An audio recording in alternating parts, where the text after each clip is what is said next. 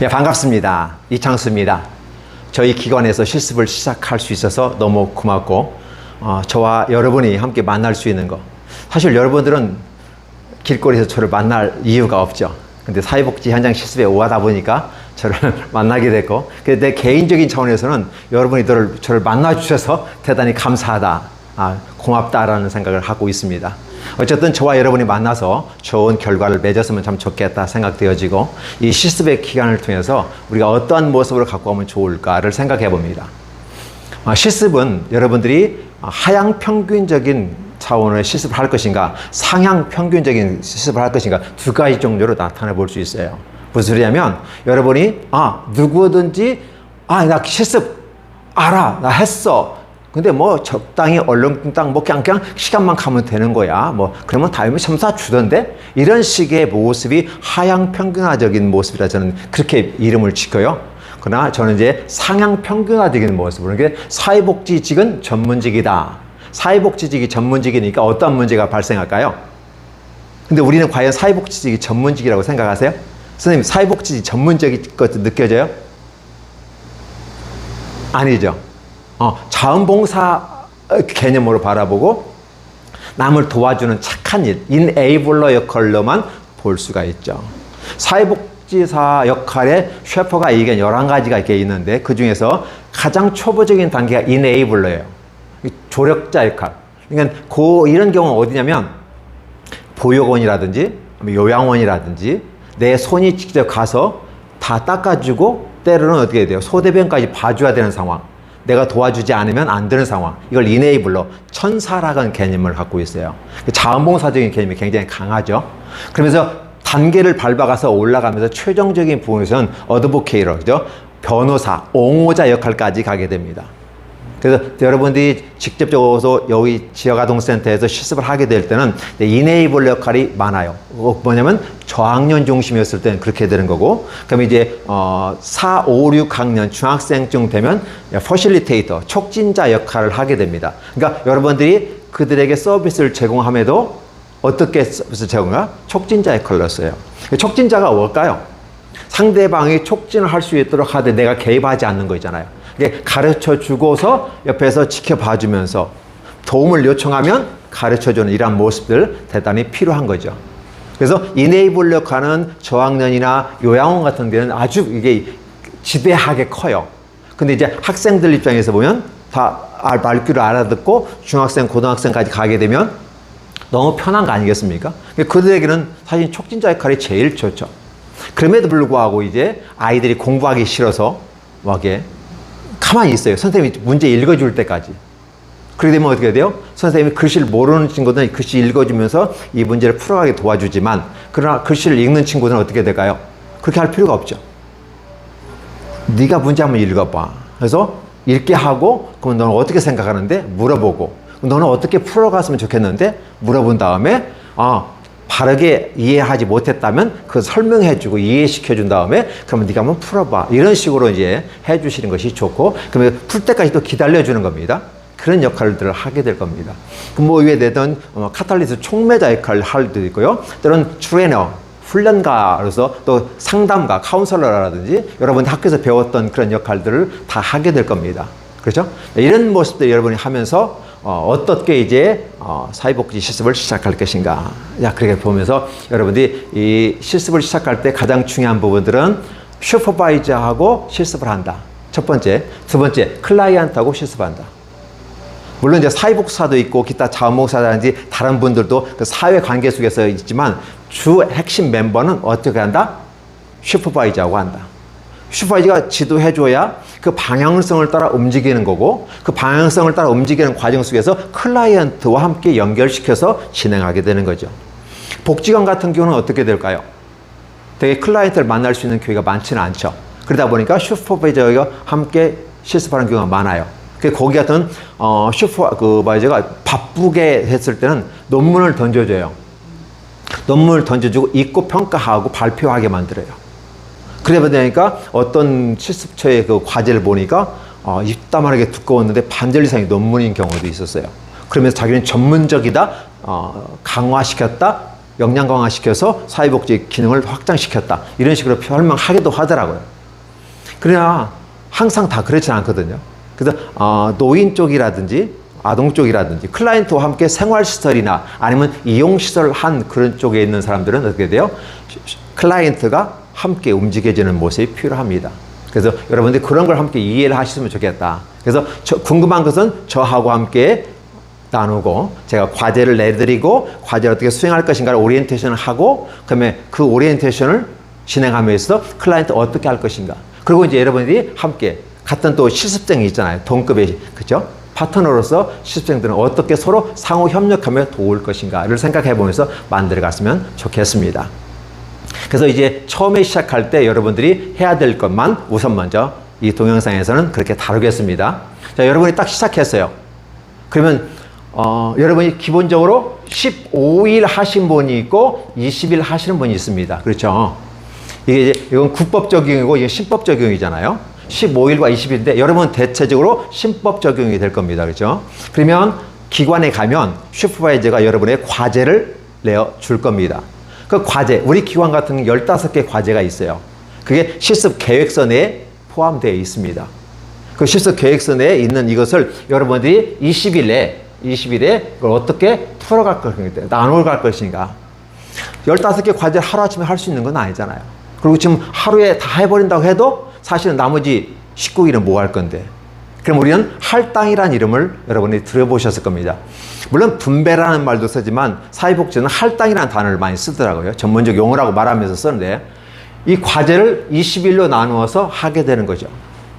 그렇죠? 그래서 여러분들이 이 과제를 어떻게 나눌 것인가라는 거죠. 그걸 나누는 것은 결국은 내가 계획서를 세운다는 거잖아요. 어떻게 계획서를 세워서 움직일 건가라는 부분이죠. 그래서 여러분들이 딱 와서 첫날 할 때 기본적으로 이제 사회복사와 함께 인사를 나누고 라운딩을 합니다. 라운딩이란 말이 무슨 말일까요? 내가 실습하는 기관 한번 딱 둘러보는 겁니다. 그래서 여기가 화장실이고 여기가 집단지식이고 이건 상담실이고 이건 교육실이고 그렇죠? 아니면 소그룹실이고 이건 주방이고 이렇게 다 전반적인 부분을 둘러보면서 이런 시설 구조 속에서 내가 어떤 클라이언트 대상을 중심으로 실습을 할 거다라는 사실을 여러분들이 인지를 하게 되는 거죠. 그렇죠? 그렇게 하면서 첫날은 사실은 여러분들이 내가 뭘 할 것이 아니라 내가 기관에 흘러가는 시간들을 체크해 보시면 됩니다. 그러니까 내가 8시간이라는 시간을 내가 실습을 한다. 4시간 이상 실습한다. 뭐 4시간 이상 8시간 이하는 기본적인 거니까요. 내가 실습하는 첫날은 뭐냐? 바로 인사, 라운딩, 그다음에 라포 형성이라는 주한 목적이 있어요. 그래서 슈퍼바이저가 누구인지, 사회복사가 누구인지, 자원봉사가 누구인지 이런 서로의 얼굴 익히는 것들이 대단히 중요합니다. 그러면 어떻게 될까요? 처음에 서먹서먹한 것들이 이제 서서히 없어지기 시작하죠. 그 라포 형성을 통해서 신뢰가 형성되는 거다라는 거죠. 첫날은 그냥 분위기 파악하고 가는 거고 옆에 실습생이 선배 실습생이 있으면 하는 거 보고 그냥 이렇게 되는구나. 그리고 궁금한 거 있으면 물어보는 거죠. 그래서 첫날은 분위기 파악으로 거의 마무리된다. 첫날은 뭘 할 것이라는 개념보다는 어떻게 할 거다. 어떻게 진행될 것 같다. 그래서 오리엔테이션 때 일러주는 과제와 그 일정들을 여러분은 알게 될 겁니다. 한번 기억을 한번 더듬어 볼까요? 학교에서는 어떻게 하죠? 교수님이 첫날 오리엔테이션 할 때 어떻게 하죠? 기본 인사하고 그 다음에 우리 과목이 무슨 과목이고 간략한 과목에 대한 설명하고 15주차 강의안을 갖고 합니다. 그래서 그 강의를 어떤 식으로 할 거다. 아니면 전적으로 강의할 것인가? 아니면 발표하게 할 것인가? 아니면 과제를 내주고 발표하는 그런 작업으로 이제 쭉 진행해야 합니다. 그리고 이제 중간고사를 보는데 이거 시험으로 볼 건지 보고서를 제출할 건지 마지막 기말고사도 어떻게 할 건지 아니면 그 사이에 소평가들을 통해서 그룹 활동을 하게 한다든지 이런 방식을 통해서 이런 식으로 평가합니다 라고 하면서 출석 점수 20점 잡죠. 그렇죠? 중간 30%, 나머지 50% 이렇게 잡습니다. 점수를 총 100점 만점으로 주는 경우가 있거든요. 여러분들이 그런 걸 생각해 보시면 여러분들은 어떻게 진행될 거다? 15주에 걸쳐서 학교 강의를 들으시고 사이버로 듣던 직접 가서 듣습니다. 그리고 중요한 것은 그 들어오는 과정 속에서 여러분은 160시간, 20일 실습을 하게 되는 거죠.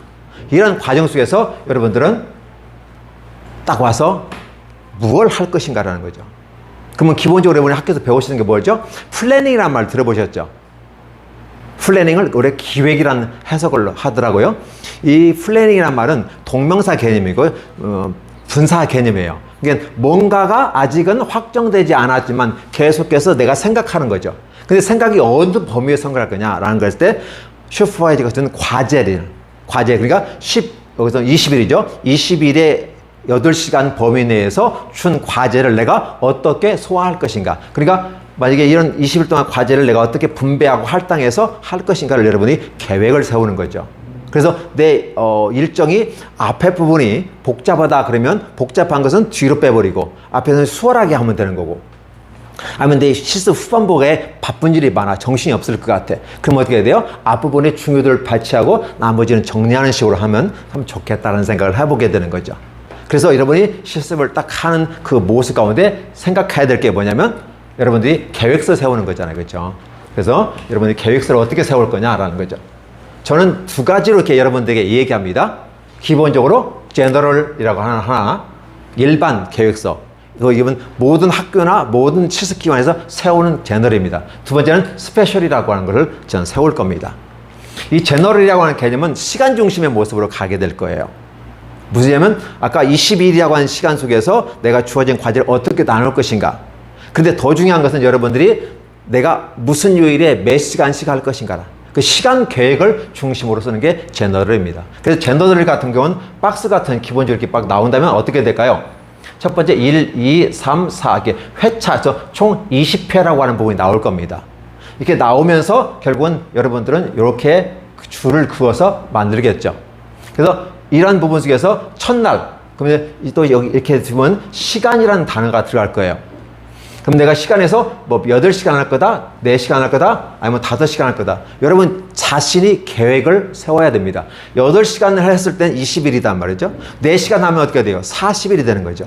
보고서가 더 많이 써야 되니까 최대한 여러분이 할 수 있는 것은 8시간을 잡아서 보고서를 덜 쓰는 방향으로 하는 것이 합리적이다라고 생각을 하는 거죠. 그래서 이는 시간 개념으로 나누는 것이 제너럴. 그리고 여기에 하루하루 할 때 내가 뭐뭐 할 거다. 첫날 같은 거 어떻게 할까요? 기관 인사, 그 다음에 라운딩, 기관 소개, 그렇죠? 그 다음에 기관 소개 속에서 사회복지사들과 인사하고 자원봉사자들과 인사하고 클라이언트들과 인사하는 이런 것들이 필요하지 않을까요? 라포 형성이 필요하고 분위기 파악 필요하고, 그렇죠? 이런 부분이 필요합니다. 요것이 첫날 하는 거예요. 근데 이 부분 속에서 저와 여러분에게서 항상 여러분이 카페에 가서 보시면 저는 원트랙과 투트랙이란 말을 나눠요. 원트랙은 여러분 계획과 관계없이 기관의 일정에 따라 돌아가는 원트랙이라고 해요. 그래서 실습 준비 및 환경 정리, 그다음에 교육, 내지 또 아들 관찰, 안전지도 이런 것들을 다, 그래서 여러분 계획서에 보면 그런 것들이 밑에 원트랙으로 묶고 8가지로 제가 묶어 놨습니다. 그런 걸 참고하시면 좋겠다. 그것은 내가 나누는 거에 대해서 별도로 이렇게 뽑아놨거든요. 별도에서 이렇게 뽑아놓고 여기다가 원트랙, 이건 투트랙 이렇게 만들어놨어요.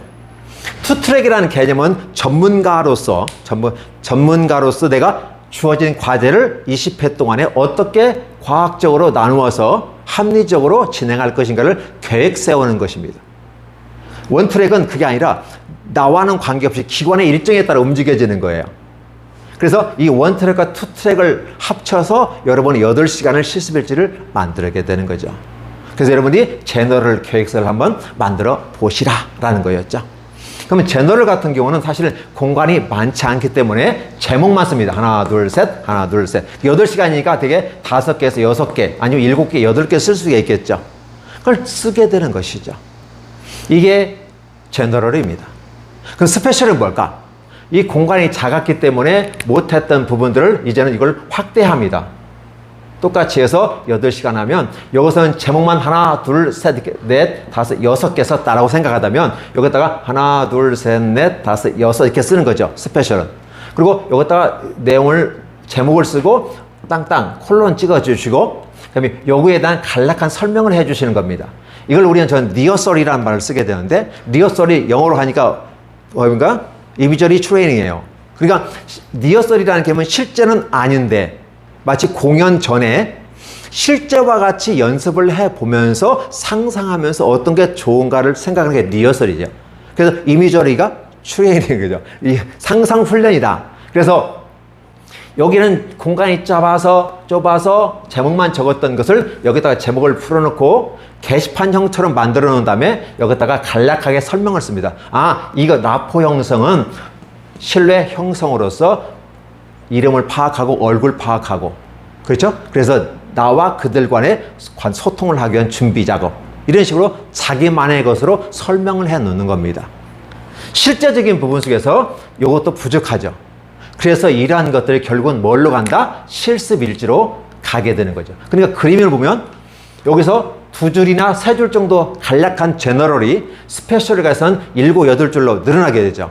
그리고 이것도 부족하니까 구체적인 부분 속에서 실습 일지에다 써버리는 거죠. 그럼 여기서 못 썼던 거, 이 공간이 좁아서 못 썼던 걸 이거는 원 없이 쓰는 거죠. 그렇게 함으로써 여러분의 실습이 시각화되는 것을 원하는 거예요. 1단계, 2단계, 3단계를 통해서 이렇게 진행된다고 하면 우리가 가장 중요한 것은 예측 가능한 실습이 되는 거죠. 그렇죠? 만약에 제너럴만 갖고 있다면 이것이 어떻게 진행되는지 내가 준비된 사람이라면 이해되는데 이해를 못할 수도 있다는 거죠. 근데 이렇게 단계를 밟아서 시각화하는 거예요. 그러면 이걸 평가자가 봤을 때도 당연히 어떤 모습일까요? 이 사람은 시간을 우선 구별을 이렇게 해놓고 이렇게 소제목을 잡아놓고 이 제목에 대한 구체적인 무슨 리허설로서 설명을 해놨어. 공간이 좁아서 구체적으로 실습일지 이렇게 쓰는 거야 라고 말할 수가 있는 거죠.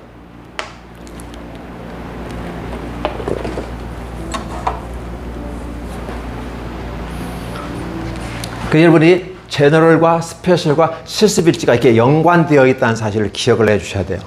그래서 이 계획서 제너럴을 세운다고 하는 것은 플래닝, 기획한다 라고 쓰는 거잖아요.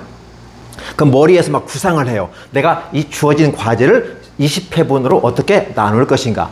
그래서 A4 용지는 한계가 있기 때문에 원래 15일 정도면 한 페이지로 다 써버릴 수가 있는데 20회에 보니까 2페이지로 나눠서 쓰면 더 좋겠다라는 거죠. 그래서 충분히 공간 여유 있게 만들어서 제너럴을 만드는 거죠. 그러면 사실 이 계획서가 플랜이 되는 거잖아요. 그렇죠? 그러니까 플래닝은 뭐가 동명사 개념으로 완성되지 않는 머릿속에서만 막 돌아가고 있는 거예요. 확정되지 않았어요. 그런데 플랜이란 계획서를 만들어 가버리는 거죠. 근데 계획서도 제너럴이 있고 스페셜이 있다는 거 사실. 이 스페셜은 제가 만들었기 때문에 다른 데는 없어요. 저희 카페에 가시면 여러분들이 이 스페셜 선배들이 만드는 샘플을 보게 될 겁니다. 그러면 이 그림만 봐도 벌써 시각화 작업이 되어졌기 때문에 이렇게 되는 거야 라고 여러분들이 이해를 쉽게 하실 수가 있는 거죠. 그 첫날 여러분이 사실 내가 무엇을 할 것인가 아니라 이런 플래닝을 한다는 사실이죠. 그렇죠? 그렇게 해서 여러분이 첫째 날, 둘째 날, 셋째 날, 늦어도 셋째 날까지는 스페셜까지 나와야 돼요. 첫날은 어떻게 돼요? 분위기 파악한 상태에서 센터가 이런 식으로 흘러가고 이런 분위기구나. 사회복지사는 대체적으로 이런 일들을 하고 자원봉사든 이런 일을 하고 클라이언트는 시간대별로 이렇게 움직이는구나. 그렇구나. 그러면 이런 흐름 속에서 나는 어떻게 내 과제를 수행할 수 있을까를 생각하면서 계획을 세우게 되는 거죠. 첫날 같은 경우는 딱 고정되어 있어요. 할 게. 자, 기관 인사. 그렇죠? 쭉 라운딩. 그다음에 라포 형성이죠. 그러면 이 클라이언트가 누구인지, 사회복지사가 누구인지 그런 그들 얼굴 익히는 작업들. 근데 라포 형성은 여기서 했다고 다 끝나는 게 아니죠. 되게 실습 끝날 쯤 되면 비로소 이제 알만하면 실습이 끝나요. 이제 좀 제대로 알아가지고 이제 애들 이름도 제대로 알았고 성격도 어느 정도 파악했어. 그 학교면 20일이 다 끝나버리는 거죠. 그래서 아쉬움 속에서 기관을 떠나게 되지만 어쨌든 간에 짧은 20일 기간 동안에 내가 하다 보니까 그래서 결국은 어떻게 돼요? 라포 형성은 매번 같이 진행돼야 되겠죠. 그렇기 때문에 계속 진행되는 계획이 있고 한 단계 한 단계 끝나서 떨어버리는 계획도 있겠죠. 그럼 여러분들은 그를 항상 생각하셔야 돼요. 왜 라포 형성은 왜 중요하냐면 아동 관찰, 즉 우리는 아동이 대상, 클라이언트가 아동이니까 아동 관찰하게 되는 것이고, 만약에 노인 쪽에서 일하시면 어때요? 어르신들 관찰하게 되는 거죠. 아이는 아이대로 특성에 맞춰서 관찰하면 되고, 어른은 어르신들의 특성에 맞춰서 관찰하게 되는 거죠. 그렇게 함으로써 그들에게 뭐가 필요한지, 그들이 무슨 욕구를 갖고 있는지를 파악하면서 그 맞춤 서비스를 주는 것이 실습이다라고 보시면 좋을 것 같습니다. 그래서 여러분이 첫날 실습할 때는 바로 어떻게 한다? 아, 계획서가 있는데 이 계획서를 세우기 앞서서 플래닝, 내가 기획을 한다. 근데 그 기획이라고 하는 것은 슈퍼바이저가 실습 지도 계획서에 나와 있는 과제를 어떻게 풀어갈 것인가를 생각하고 설명해 주는 것을 참고해서, 아, 그럼 나는 20회를 이런 식으로 할당하겠어. 그런데 내가 처음부터 만들기는 부담스러워. 그래서 슈퍼바이저가 준 카페에 있는 그 내용, 선배들이 만들었던 샘플을 갖고 어떤 게 좋은가 딱 보세요. 이 스타일은 내 마음에 들어. 어떻게 효과적이고 효율적으로 깔끔하게 만들었는데, 한눈에 들어와요? 그러면 어떻게 돼요? 내가 원하는 거 한두 개 샘플 받아가지고 더 좋은 쪽으로 믹스하거나 아니면 하나를 선택해서 나 이런 스타일로 하겠어 하고 자기만의 스타일로 계획서를 만들어 가게 되는 거죠. 그 상태에서 이미 선배들이 만들어 놓은 거 있으니까 그대로 한 60% 정도는 갖고 가고 40% 정도는 어떻게 돼요? 내 일정에 맞춰서 내가 약간 가감을 하면 되겠죠. 그래서 어차피 주어진 과제를 선배는 샘플형으로 이렇게 만들었다면 나는 그걸 내 걸로 어떻게 만들 것인가. 그러니까 카피는 안 되는 거고 모방이 된다는 개념이죠. 카피는 어떻게 표절 문제가 생길 수 있고 약간 시비가 있을 수 있어요. 그래서 여러분들이 선배들이 걸 확인하지만 그러나 선배들은 건 선배들 거고 내 것은 내 계획서를 만들어야 된다는 걸 생각해 주셨으면 좋겠습니다. 그렇죠? 그래서 이렇게 제너럴 스페셜 일지까지 연관된다. 그래서 여러분들이 이 과정 속에서 생각할 게 뭐다? 여러분 생각할 게 보면 이걸 함에 있어서 가장 기초적인 것, 학교에서 배웠던 것이 혹시 기억나세요? 로직 모델 혹시 기억나세요? 우리 도선생님, 로직 모델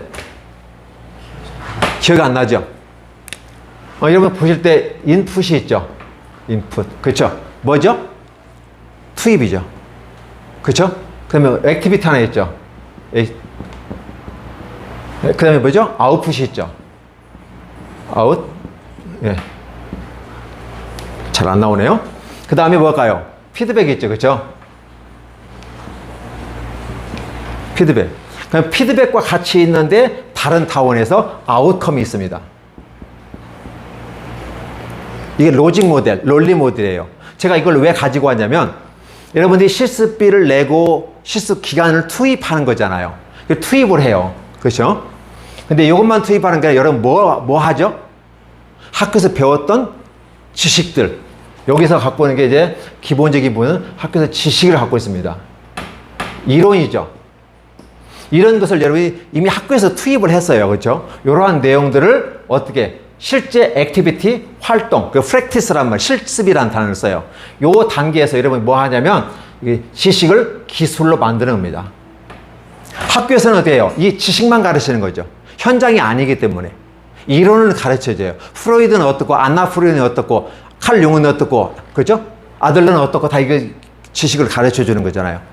그러면 프로이드의 생각은 어떻고, 아들러의 생각은 어떻고, 그 딸 안나 프로이드는 어떤 생각을 갖고 있다는 사실을 현장에서 클라이언트를 만났을 때 그 클라이언트 어떻게 내가 접목하고 그걸 기술화 시킬 것인가가 중요한 거잖아요. 그렇죠? 여러분 실습이라는 개념은 지식, 기술, 여기다 가치관이라는 것이 가치관이죠. 이 3요소, 전문가의 3요소라고 이름해볼까요? 지식이 있고 기술이 있고. 우리가 예전에 부천에서 성고문이라든지 이런 문제가 있었어요. 그러면 고문 기술자라는 말은 들었어요. 근데 고문 전문가라고 말은 안 들죠. 왜? 전문가라는 말을 붙이기는 안 좋잖아요. 그래서 여러분이 기술자, 고문 기술자까지 가는데 여기까지 안 가죠. 사회복사는 전문가야. 전문가라는 개념은 어떻게 돼요? 지식이 있어야 되죠. 학교에서 배웠던 지식을 다 이러면 소환해 와야 돼요. 설령 내가 머릿속에 다 잊어버려서 못다. 그러면 어떻게 해요? 책 한번 목차만이라도 훑어보세요. 그러면 이런 걸 우리가 배웠었구나라고 알게 될 거고, 제가 밴드와 유튜브와 또 카페 이런 내용들을 올려놨으니까 참고해 보시면 그렇구나. 배웠던 것이 기억이 날 겁니다. 그래서 지식을 소환해 오는 것이 바로 인풋이 되는 거죠. 그러면 그렇게 할 때 여러분 실제적으로 액티비티, 활동을 하면서 프랙티스, 실습을 하면서 기술로 전환시키는 거예요. 학교에서 배웠던 이론을 현장에서 어떻게 쓰고 있는 것을 보는 게 이 기술이죠. 근데 이런 과정 속에서 야 바꾸기만 전환만 시키면 되는 거 아니야? 그래서 우리가 할 때 학교에서 스루아웃이란 말을 썼어요. 그렇죠? 전환이란 말을 쓰거든요. 근데 이 전환 속에서 이렇게 이제 지식에서 기술할 때 전환이란 말을 써요. 전환, 스루아웃이라고 하거든요. 그럼 이 전환 속에서 가치관이 들어가요. 그러니까 지식이 기술로 바뀌는데 어떻게 한다?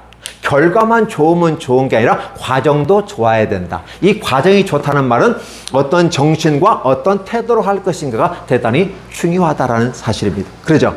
그러니까 여러분이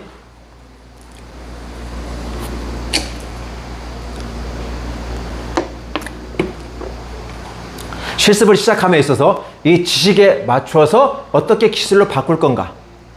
어떤 태도와 정신을 가지고 같이 할 것인가? 그렇게 해서 이 practice, 이 액티비티가 활동이 됩니다. 그러면 여러분들은 이러한 과정을 통해서 결국 어떻게 돼요? 아웃풋이 돼요. 아웃풋이라는 건 뭘까요? 몇 회에 걸쳐서, 이게 실습생 같은 건 160시간 20회에 걸쳐서 이렇게 보고서가 나왔습니다라는 것이 이 아웃풋은 내가 보고서를 얘기하는 거죠. 그래서 여러분 리포트라고 하죠. 그렇죠? 리포트. 이렇게 이 보고서가 나오고 이 보고서를 슈퍼바이저에게 제출하면 슈퍼바이저가 피드백을 줄 겁니다. 그렇죠?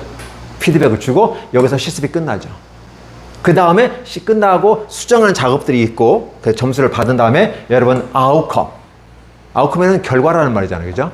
그래서 여러분들이 전문가라고 하는 이 부분 속에서 자격증을 가지고 국가 자격증을 가지고 나아가게 되는 것이 바로 이 논리 모델. 그러니까 계획을 세우는데 내가 어떻게 계획을 세울 것인가 라고 하는 이 계획 세울 때 이러한 것을 기본으로 깔고 들어가서 계획서를 세우는 것이 훨씬 더 좋다라고 생각을 해보는 거죠. 그렇죠? 그래서 여러분이 이러한 부분 속에서 한번 생각해 보았으면 좋겠습니다. 그래서 계획서, 자, 계획서입니다. 제가 지도 계획서를 드렸습니다. 카페에서. 그러면 그걸 출력을 하시고, 그걸 항상 내가 소지하면서 실습하는 보면서 같이 하시면 좋겠다. 그리고 그것을 여러분들은 계획서로 제너럴 만들고 스페셜을 만든다. 그리고 그걸 저한테 검사를 맡고, 오케이. 그러니까 이게 정 안 되면 선배가 만들어 놓은 거 그냥 갖다 쓰셔도 돼요. 첫 번째. 두 번째.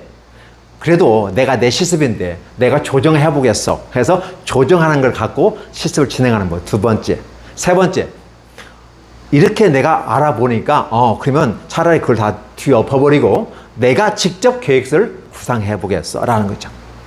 사실 원하는 것은 세 번째 걸 원하지만 때로는 실습하시는 사람의 역량에 따라서 헷갈려가지고 뭘 어떻게 해야 될지 모르시는 분이 있어요. 이게 할당이 안 돼. 분배가 안 돼. 그러다 보니까 어려움이 있어서 좀 수월하게 하기 위해서 선배들을 그 샘플을 드리는 겁니다. 그럼 여러분들은 1번, 2번, 3번 중에서 어떤 걸 선택할 것인가? 제일 좋은 부분, 연세 드신 분들은 1번을 그냥 가지고 가요. 그냥 갖다 쓰면 좋은 거니까. 선배들이 다 검증된 거니까. 그럼 계획을 쓰니까 그건 뭐 관계는 없거든요. 어차피 주어진 과제를 20일간에 나눠서 한다는 거문데 그것 괜찮으면 갖다 쓰는 거죠. 근데 자기 일정에 좀 맞춰야 되잖아요. 그래서 수정을 하시든지 아니면 자기만의 것을 만들어서 한번 계획서를 만들어 볼 수 있습니다. 계획서 폼 양식은 카페에 있고요. 또 학교마다 계획서 폼이 달라요. 쓰기에 달라서 그러면 한눈에 들어오고 보기 좋은 계획서를 만들어서 여러분이 작성하시면 실습을 시작하는 데서 큰 무리가 없으리라 생각됩니다. 자, 여기까지 일단 1차 동영상 마치겠습니다. 고맙습니다.